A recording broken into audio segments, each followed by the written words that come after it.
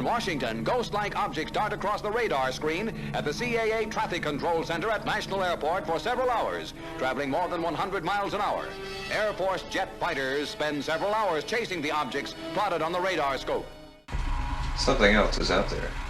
There's something else out there, okay. Of all the banks and braes of bonny Scotland, none holds more fascination than the murky waters of Loch Ness. Tell me, do you think there is life on other planets? Well, I'm not quite sure, but I suppose there would be. No, he seems definite. You seem Definitely. definite about it. How do you see this life and where? Oh, I've seen a flying saucer. Blackwater Media presents Darkfall. Real-life encounters with the paranormal and the unexplained.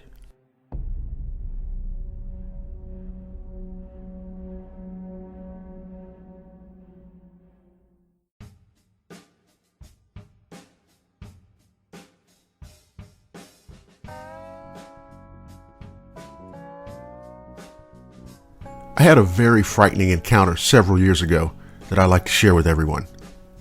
It was around 2015 or 2016. I remember it being summertime and the trees and brush were still full and lush. My wife and I were living on 12 acres of land in Mount Juliet, Tennessee. The land was mostly wooded with maybe 3 acres around the home cleared out with the exception of randomly spaced trees. There were 2 acres in the front yard and about 1 acre in the back. The house was built in 1969 and the state of the home was very much original to the time period, down to that funky ass shag carpet.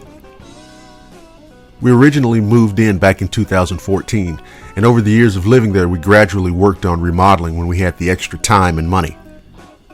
There were 2 small barns on the property and we turned them into chicken coops. We also decided to add a few sheep. Now I have to tell you this. The home itself always had an unsettling feeling.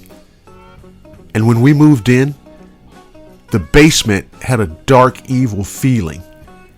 And we found a freezer full of animal carcasses and a gallon bucket full of frozen blood.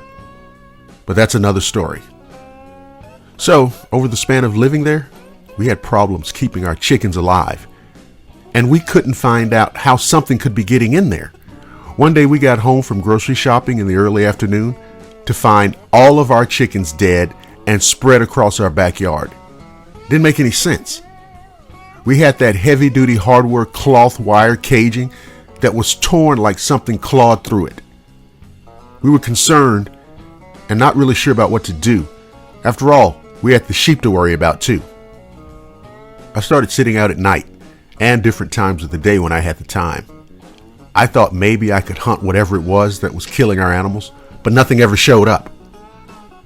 We kept a close eye on our sheep the best we could and made sure they were well protected. That came to an end one morning when we went out to feed them and found them dead, torn to bits, and scattered all over the place. Not too long after that, I got a look at what was causing all the trouble. Like I said at the beginning, it was summertime. And I had the windows open because the AC wasn't working well on the second floor, and I wanted to get a breeze going through the house. My wife was at work, and I was busy putting our laundry away in the upstairs bedroom. Anyway, I started hearing this deep growl sound, and a slightly higher pitch growl with it. It was coming from outside, and I couldn't tell what it was, so I stuck my head out the window to listen better.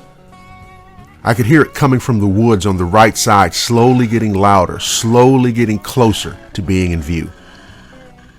As the sound got closer, I felt my heartbeat picking up. I felt fear. I felt dread. And I was scared, but I wasn't sure why.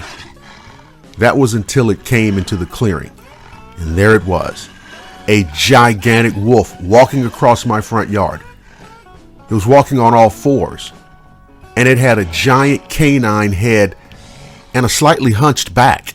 It had a long bushy tail, and its fur was thick on its chest and back, and it thinned out on the legs. As it was walking in the front yard, I was able to get a little bit of a measurement of it when it walked past a tree. It was at least 5 feet standing on all fours to its shoulders, so I estimated that it would have to have been 7 or 8 feet tall if it stood straight up. Now, a slightly higher pitch sound was coming from behind it. and following quickly on its heels was an identical creature, only much smaller.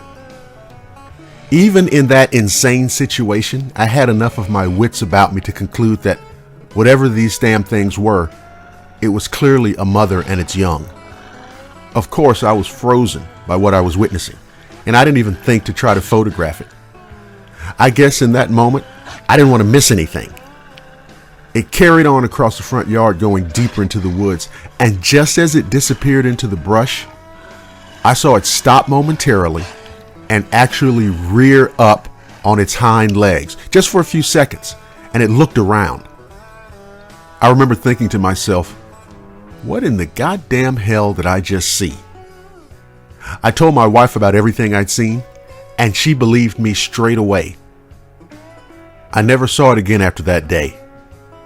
Also, I never went outside without a firearm for protection after that. We ended up moving out of there in 2018. So now when I see and hear people on social media screaming and arguing about whether or not a creature like Dogman could exist, I just kind of shake my head and laugh to myself, because you see, theories are fine, conjecture is fine, but seeing is believing.